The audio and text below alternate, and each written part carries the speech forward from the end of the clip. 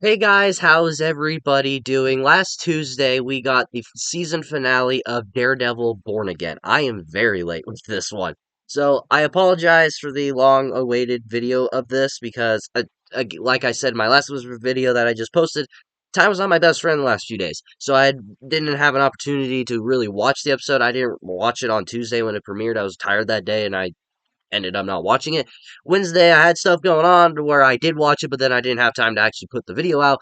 And then the long weekend, and now I am finally here on a different Tuesday talking about Daredevil Born Again, which it feels weird not having a new episode, but hey, I'm still able to talk about it this Tuesday. So, where we left off at episode 8, we ended off with Bullseye trying to kill Fisk, which then we, at the end of that episode, we also found out that Vanessa was the person that tried to get which is the person that hired Bullseye to kill Foggy. And that's where we kind of left off, and Matt got shot as well at the end of that episode. And so we pick up immediately after that, where we're in a hospital. Actually the episode begins with Vanessa paying Bullseye a visit and getting him out of this like mental hospital or this I believe it was a mental hospital, if I'm not mistaken, and getting him out of this mental hospital if he goes and kills Foggy. Further reason is still unknown. We don't even find out at the end of the episode, unfortunately. But then we kind of pick up from there to where we find out that Matt is in a hospital healing. So, and then we kind of go from there, and we pick up from there, and we go along from there. And before I start giving you my thoughts on this episode, I just want to say I really enjoyed this season of Daredevil Born Again, to where I was really kind of nervous for this show because I did not know what it was going to be. I didn't know what Daredevil would look like. Excuse me. With this Disney upgrade or with all this Disney money, I guess I could say, because I just wasn't sure. I didn't know what they were going to do. I didn't know if they were going to have him scaled down. I didn't know if they were going to have him just not violent or not even close to the Netflix show. But overall, I'm very pleased with this season. It's not over the top best MCU or anything like that. I do think this is the best MCU show that we've gotten, but there aren't very good ones in general. But I really enjoyed this to where you can kind of tell the creative overhaul kind of changed the show a lot, and it's a bit different because you can tell there are two different ideas kind of shoved into this show, and you can kind of tell some of the stuff was last minute things added. But I'm very excited for season 2 because there's no creative overhaul there. That's going to be completely original. It's going to be picking up where this season ends off, where this season ended up leaving off. So I'm really excited for next year and March. So I just really enjoyed this season. So with that all out of the way, let's talk about it. So, like I said, the episode begins with Vanessa paying Bullseye a visit in some sort of mental hospital for what it kind of looks like, and kind of trying to get him out of the prison and trying to get him out of there only if he kills Foggy for her for a reason that, again, we still don't know why. Maybe we'll find out the answer in season 2, but I hate that they left that on a cliffhanger because I would have really liked to fucking know why one of my favorite characters died. Fuck you, Marvel. But anyways, we go from there to where we find out that Matt is in the hospital healing still from being shot. Which obviously, if you're gonna be shot, that is gonna happen. You're gonna want to be in a hospital. And while he's in the hospital, Kingpin Fisk, I guess I should call him right now. Fisk tells, I believe his new henchman is named Buck, if I'm not mistaken. He tells Buck that he wants Matt to die in the hospital. He says he wants him to make it look like an accident that he died a hero protecting the mayor. And so Buck goes there, but then for some weird reason, the power all over New York goes out. Actually, they probably said it. I just don't remember. But and then Matt goes to his apartment because he gets out of the hospital bed because he knows Buck is there to kill him. And then in his hospital, we see John Bernthal as Punisher once again. We have not seen him since episode 4, and we now see him once again in episode 9. And it was just awesome to see him back again because I love John Bernthal as the Punisher. He is absolutely outstanding in this role, and I thought it was just awesome to see him back as Punisher again. And just to see just see those two characters again, and they're dynamic because whenever those two are on screen, it is just magical, and it is some of the best written scenes in Marvel in my mind. Like we got in episode 4, that whole sequence with those two meeting up again, like that was one of the best written things I have seen in the MCU in a long time.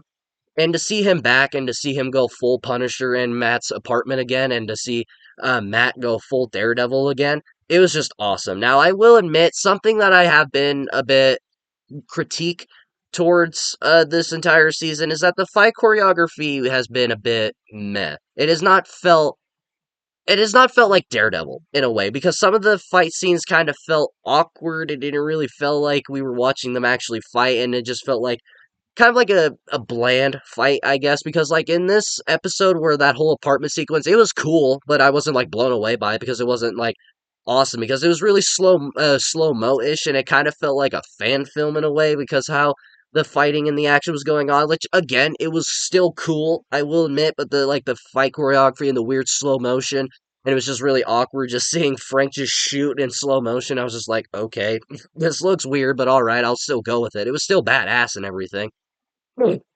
Which again, that whole scene where those two teamed up and fought all of the the paid cops basically, I thought that was a really cool sequence. And again, just to see John Bernthal go full Punisher was absolutely awesome. Again, because we have not seen his version of the Punisher in a while, just so to see him go full Punisher once again was just absolutely awesome in my mind.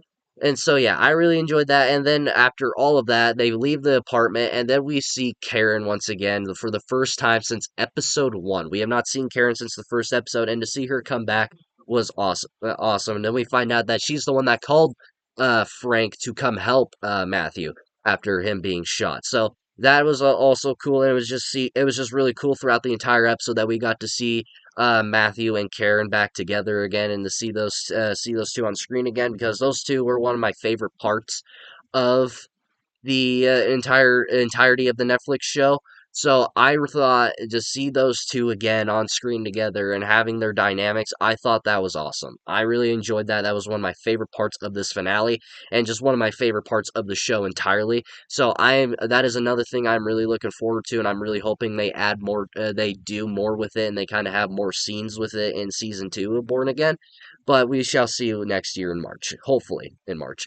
But yeah, I really enjoyed that part of it, and we also get to see kind of see Fisk become Kingpin again, to where in this episode the commissioner tries to get one of his secretaries to leave with him and kind of rat out Fisk of who he really is and what his plan is as mayor.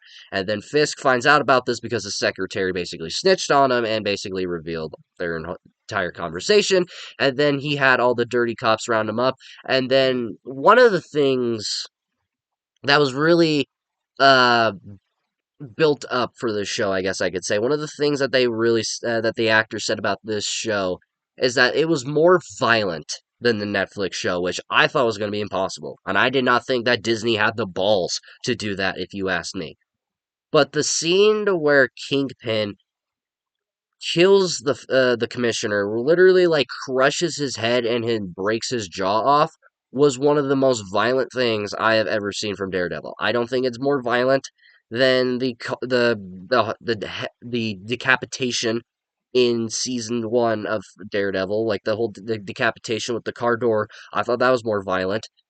But to see that, and to see that Disney actually had the balls to do something that violent, I am very surprised by, and at the same time, I'm very happy by. Because after Deadpool and Wolverine, and now this, I am very glad to see that the MCU and Marvel is not afraid to make adult content, and they are not afraid to go full violent again, because they know when they make violent content, that people will still tune in. Deadpool made $1 billion, became the highest grossing R-rated movie.